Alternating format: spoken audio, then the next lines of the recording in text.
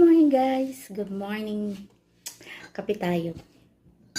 Tayo ay magkakape at syempre meron akong dito. Ubi pandesal. Ayun o. Cheese and ubi. Ayun. Pinagsama. Tayo ay mga pe. Sarap siya sa kape. Kayo, anong almusal nyo today? At saka, meron ako rito itong Spanish bread. Masarap din siya kasi madaming palaman sa loob. Saka munay. Diba? Mahilig kami sa tinapay, kaya hindi nawawala yung tinapay sa amin. Araw-araw, meron kaming tinapay.